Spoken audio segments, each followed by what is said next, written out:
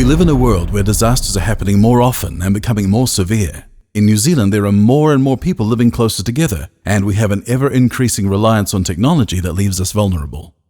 As a result, when there's an emergency, there can be significant impact on our lives, our homes and land, our friends and communities, our natural environment, our schools, our businesses, and our infrastructure, including power, roads, communications, water, and wastewater, can all be affected.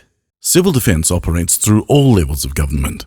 The National Emergency Management Agency provides leadership and national coordination. Our Regional Civil Defence Emergency Management Group is the joint committee made up of the mayor and chair or delegates of each of the local 11 authorities in the Waikato region.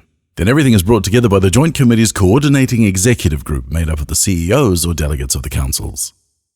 Tying it all together is a common vision of communities understanding and managing their hazards. Our work is much broader than most people realize.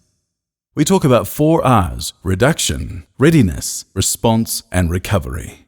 We're always working to reduce the impacts of hazards using research, risk management, and partnerships with other organizations. The better we work to understand our hazards, the better we can work to minimize the impact of an emergency.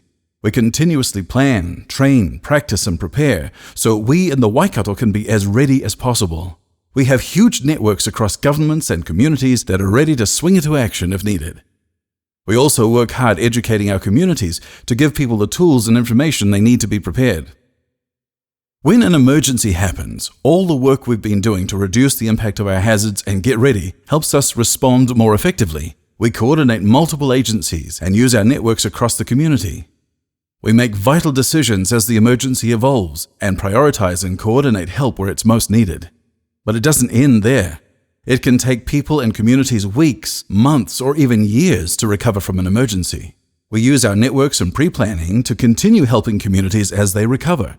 We learn from our experiences to better understand our hazards and risks, and this means we can keep improving our reduction, readiness, response, and speed of recovery. Through this cycle, we're continuously striving to build our community's resilience. Although we're most visible when an emergency strikes, it's our prior reduction and readiness work that makes our response and recovery as effective as possible. Civil defence emergency management is a team effort from government to you, our elected members, to communities, to individuals. So what next step could you take?